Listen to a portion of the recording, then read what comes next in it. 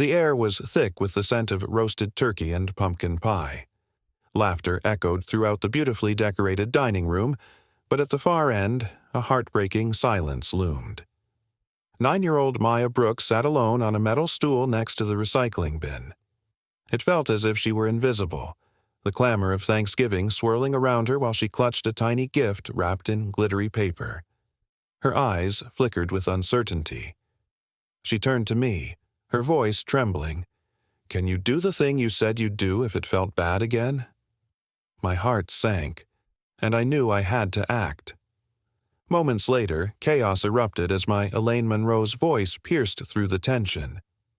"I'm David Monroe. I've been Maya's dad since she was 3, and every time I hear that word, it rings in my heart like a beautiful bell. I made her a promise.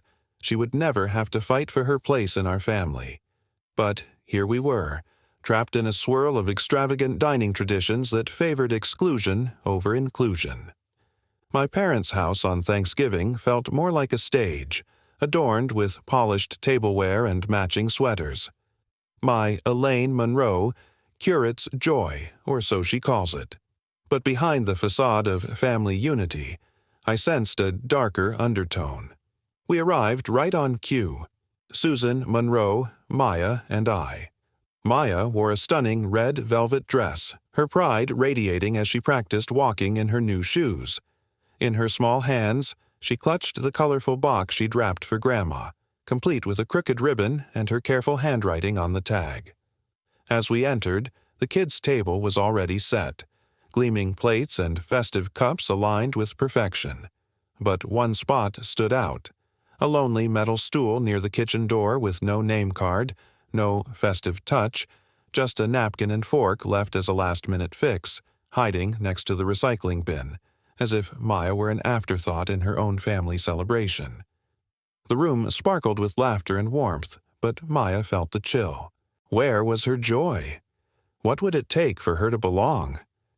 The unspoken words hung in the air, thick with heartache. I could feel her struggle, the stark contrast between the illusions of togetherness and her desperate need for acceptance. As I took a deep breath and prepared to move toward her, I felt the weight of our unspoken promise hanging in the balance.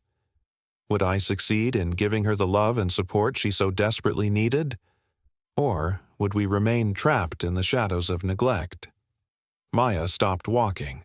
She just stood there, holding her little gift box in both hands, staring at that lonely metal stool. The air tasted heavy, scented of roast turkey and worry. My Elaine Monroe called out from across the room. "Oh, good, you made it. We were just about to start." Susan's hand slid into mine. Her grip was desperately tight. Maya sat down quietly, smoothed her red velvet dress, and tucked her gift away under the chair. I watched her try to smile when Jenna's twins shouted across the table. She didn't answer. She just looked at her empty plate, like maybe that would keep her from crying. I didn't say anything. I just watched. I watched my sister photograph her kids in their perfect matching sweaters. I watched my Elaine Monroe show off the handmade table runners. I watched my dad drink his wine and stare at anything but Maya. And I watched my daughter pretend this was all perfectly fine. Then, she stood up. Her shoes made a soft click on the hardwood floor. She passed 3 people who suddenly found their napkins fascinating. She stopped at my chair and looked up, her voice barely a whisper. "Can you do the thing you said you'd do if it felt bad again?" I looked into her eyes. "Are you sure?" She nodded. "Yeah, I'm sure." I stood up and tapped my glass. The room snapped into a stunned hush. Plates and conversation were forgotten. My Elaine Monroe looked over, expecting a sweet little toast. Something warm. Something about family togetherness. I said, to the last family event we will ever attend. And I raised my glass. No one moved. My Elaine Monroe's smile froze in place. My sister's mouth dropped open. My dad just blinked. I walked to my parents' end of the table. I placed a sealed envelope right between their plates. "Happy Thanksgiving." Then I turned, took Maya's hand, and we left. No one followed. No one called our names. We were almost to the car when we heard it. A scream. My Elaine Monroe's voice, loud enough to make a neighbor flick their blinds shut. But I didn't turn around, because Maya didn't. Maya never asked what was in that envelope. Not that night, not the next morning. She didn't need to. The promise was finally kept. She understood what it felt like to hand over a sealed truth and walk away. The morning after Thanksgiving, we whipped up a stack of pancakes. Maya asked if she could stir the batter. She tossed in an avalanche of chocolate chips, calling it deliberate overkill. Susan chuckled, and I felt a warmth crack the icy walls around my heart. That's Maya for you. She didn't sulk or lash out. No, she made it achingly obvious when something hurt. It would have been easier if she had just erupted in anger, but instead, she carried her pain with a quiet grace that shattered me more than any outburst could. You should know, Maya wasn't just some distant relative my family suddenly had to adapt to. I'd been with Susan since Maya was 2. I met her when she still called every adult Mama by mistake. The first time she reached for my hand in a parking lot, my breath hitch had me nearly gasping. By 3, I was the one reading bedtime stories, slicing apples the way she loved them, and offering comfort after nightmares. We got married when Maya was 4, and she held our rings in her tiny palm, commenting that my shoelaces didn't match. She was right, they didn't. When I legally adopted her, she looked at me with wide eyes and asked if this meant we could finally share matching last names. I said yes. She grinned. Okay, then it's real now. But to my family, it never really was. They never uttered the words, but it was there in the way my Elaine Monroe introduced her as Susan's daughter at family gatherings. The way my sister referred to her as merely your kid, correcting herself like it mattered. Group photos always seemed incomplete. Someone forgetting to call her forward until the end. Holiday cards addressed to all the grandkids but with only 4 names inside. Maya wasn't one of them. They didn't hate her. That would have been easy to swallow. No, they just kept leaving her out. Softly, subtly, like she didn't quite matter. Each year, I convinced myself they'd eventually come around, that families needed time to adjust, that it was hard for them. But Maya noticed. The scent of rain clung to the air that night. Maya stood by her bedroom door, a sweater dangling from her hands. The yellow clearance tag still clung to the sleeve. I caught the flicker of doubt across her face, the kind that sinks into your chest. The air was heavy with unspoken words. Everything in this moment depended on what happened next. Her voice was barely more than a whisper. Dad, am I somebody's second choice? You see, Maya wasn't just some distant relative. I met her when she was 2. I was the one reading her bedtime stories. I was the one who sliced her apples just right. We got married when she was 4. She held our rings in her tiny palm. When I adopted her, she asked if we could finally share a last name. I said yes. She grinned. Okay, then it's real now. But to my family, it never really was. It was there in the soft ways they left her out. My Elaine Monroe introduced her as Susan's daughter. My sister called her your kid. Holiday cards were addressed to all the grandkids, but only 4 names were ever inside. Maya wasn't one of them. They didn't hate her. That would have been easier. They just kept leaving her out. Softly, like she didn't quite matter. She noticed everything. She noticed when my Elaine Monroe bought matching sweaters for the other kids, but handed her a plain red set. The tag was broken. She noticed when her birthday was combined with her cousin's. Because it was easier. Her name was written on the cake in smaller letters, squeezed into the corner, like a postscript. She noticed the Mother's Day card she made, covered in glitter. My Elaine Monroe just gave a distracted smile. She said, glitter gets everywhere. I tried to explain it away. They're just forgetful, I said. They don't mean it. But kids aren't stupid. They know when they're being managed, instead of embraced. Then one night, maybe a year ago, Maya asked me a question I still hear when I can't sleep. We were packing for a trip. She held up a small sweater. a hand-me-down from my niece. The tag was still on. My Elaine Monroe had given it to her for Thanksgiving. Maya held it up. She turned it over. Then she said, "They don't really know me, do they?" I asked what she meant. She shrugged. "They don't know what I like, or my size, or my favorite color. I think they just guess." I didn't have an answer. I just sat on the edge of the bed. She folded the sweater back up. Then she looked right at me. "Is it like I'm not really your kid to them?" I've never felt more like a failure as a father. Not ever. That night I made her a promise. I told her that if she ever felt unwelcome again, truly unwelcome, she could tell me, and I would handle it. That she didn't have to shrink to fit someone else's version of family. That she wouldn't have to ask twice. She just had to say the word. And this Thanksgiving, she did. Which brings me back to the envelope. Inside was a single photo. It was from the day her adoption was finalized. She wore a blue sundress. She was holding a stuffed turtle. Maya Brooks had always sat quietly at the side, surrounded but not included. She never felt their warmth, their love, just the subtle sting of being the forgotten daughter.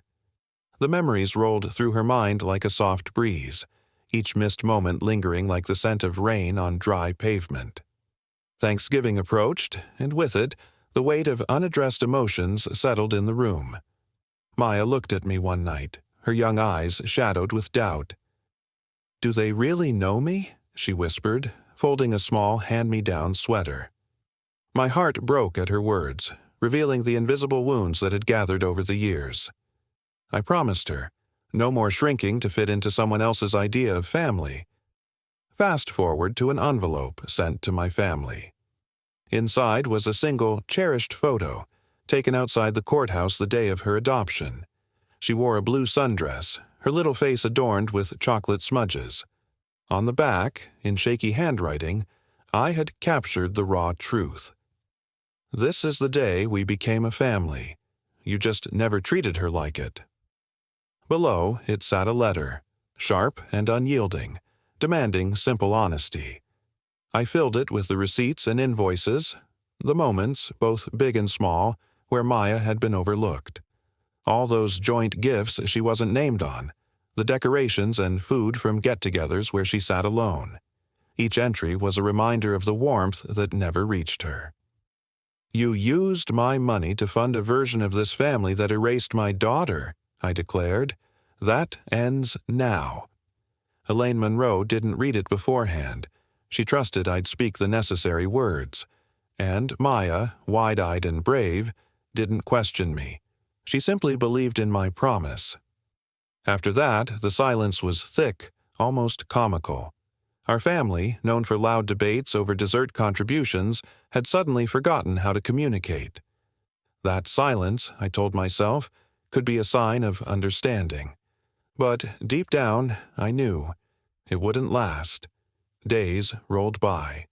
Then, about a week later, the storm broke. What would they say? What would they feel? Would they finally see Maya as their own? The blue glow of my phone screen lit up my face. A Venmo request from my sister. $450. For Owen's birthday party. We hadn't even been invited. My daughter, Maya, sat nearby, tracing the candy cane on a crumpled invitation she'd seen at school. Her small fingers trembled. The silence in our kitchen was deafening. I left the request sitting there, unanswered, unpaid. Then the email started. Elaine Monroe sent one to my wife, Susan, a reminder about the winter heating bill for their house on Brookline Lane. A bill I'd always paid quietly. Now it was just an expectation. Susan just forwarded it to me, her message simple. "I guess your Elaine Monroe's finally talking to us." Then, the texts. My sister, "Hey, just wondering if you guys are still coming to Dad's birthday. Want to get a head count for the cake." Then, I assume Maya still likes vanilla, or does she eat cake now? I stared at that last line. Does she eat cake now? As if she were a stranger. My Elaine Monroe's text came next. "David, I don't know what the letter was about, but this is getting ridiculous. Maya is welcome. She always has been. You're making a mountain out of a molehill. A molehill. She called my daughter's pain a molehill. My thumb hovered over the keyboard. I wanted to send it all back. Every memory of Maya seated by the recycling bin, every single slight. But I didn't. I just waited. Suddenly, my phone buzzed. A new message, but it wasn't from them. The name on the screen was one I hadn't seen in years. Maya's birth mother. My breath caught. The message was brief, halting. I've been thinking about her. Is she okay? I looked over at Maya. Her world was about to tilt. A new voice, a new possibility, a new fear. The fractures in our family echoed louder now, seen through her hopeful, terrified eyes. Everything was about to change. The air in the house was still thick with everything left unsaid. The old photo of 5-year-old Maya with my parents sat untouched on the kitchen counter. A silent plea. A quiet bomb. Then a sudden knock shattered the quiet. My wife's eyes went wide at the peephole. "It's your Elaine Monroe." My heart hammered. A dull, heavy rhythm. I stepped onto the porch, closing the door tight behind me. She stood there, smiling, like we were old neighbors. "I just wanted to see Maya," she said. Her voice was light, airy, a complete lie. I said nothing. The silence stretched. "Maybe we could talk," she pressed. "Clear the air." "There's nothing to clear." She sighed, a sharp, frustrated sound. "David, this is ridiculous. She's a child. She doesn't understand." My voice went low, steady. "She understands perfectly, and so do you." "You're turning her against us," she whispered, her smile finally gone. "No," I said. "You did that, all by yourself." She moved then, a sudden step toward the door. "I am her grandmother. I have a right—" I blocked her path. "No," I said. My voice didn't shake. "You don't." Her face changed. Something cold and hard slipped behind her eyes. She looked at me like I was a stranger, a trespasser. "I raised you better than this," she said, her words a sharp, thin wire. A chill ran down my spine. The scent of cold rain hung in the air. I met her gaze. "You raised me to stay quiet," I said. "That's not the same thing." The words hung between us. Final. A truth that could never be taken back. The door at my back felt like the only solid thing left in the world. I stepped back inside and locked the door. Susan was standing in the hallway. She didn't ask what happened. She didn't need to. That night we told Maya we were done. Officially. No more family events, no more messages, no more maybe next time. She didn't argue. She just said, "Good." And that was it. But it wasn't really, because something was coming. Something none of us saw coming. And it would make everything else look like a warm-up. We thought we were done. After Thanksgiving, after the letter, after the Venmo requests and the guilt trips, after my Elaine Monroe showed up at our door, pretending nothing had happened. After Maya said "good" with so much clarity I could barely breathe. We thought that was the end. Then Eric showed up, Maya's biological father. I hadn't seen him in 7 years, not since the custody hearing where he lost all parental rights. Permanently. It wasn't even a close case. There was a restraining order, then a judge's ruling, then silence. He hadn't called, hadn't written, hadn't tried to see her. As far as I knew, he didn't even know where we lived. That was the entire point. Then, one Thursday afternoon, I opened the front door. I thought a package had arrived, and he was just standing there. Older, rougher, same look in his eyes, like the world owed him something. And he'd come to collect. "Eric," I said, already stepping halfway out. I pulled the door tight behind me. He smiled, or something close to it. "Heard you've been pretending you're her dad." My stomach dropped. "I don't know who told you where we live," I started. "You're Elaine Monroe," he said, like it was casual, like it was normal.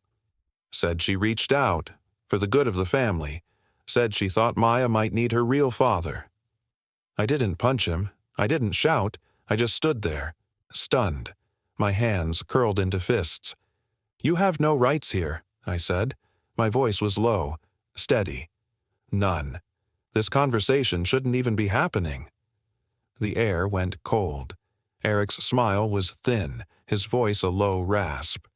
"I've got rights if I want them, and if I don't, maybe you'd rather keep it that way." It wasn't a threat, not directly, but it landed like a punch to the gut. He looked past me toward the front window. "She here?" I stepped out fully, the door clicking shut behind me. "You need to leave." He crossed his arms.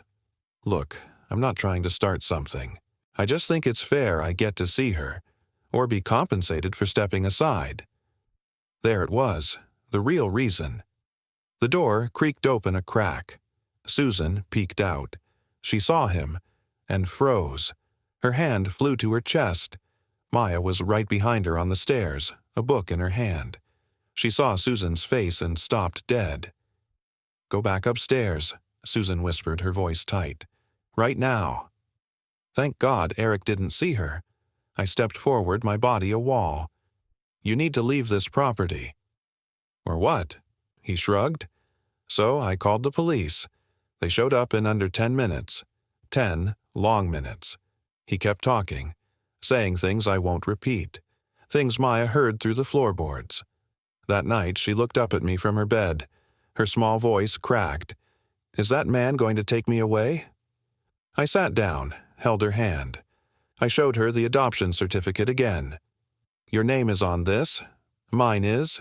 The judge's is. His isn't. And it never will be." We filed for a protective order the next day. Printed everything. Old court rulings, emails, the police report. The judge granted it immediately. I sent my parents one final message.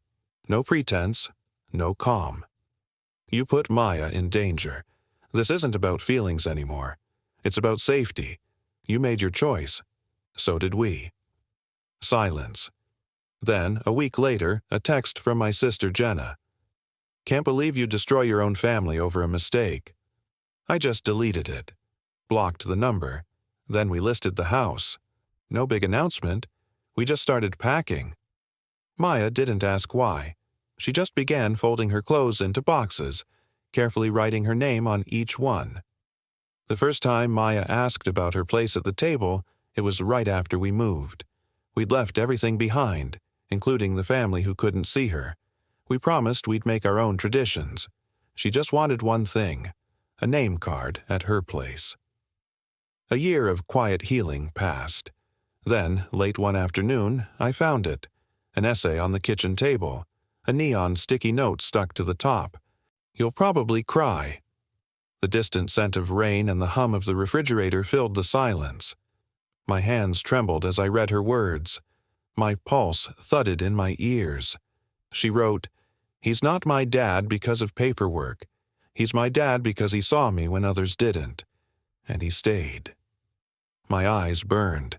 The weight of a year's fear and hope just lifted. For the first time, the air felt light. No more grief, no more guilt, just a quiet, certain pride. She knew she was seen. She knew she was home.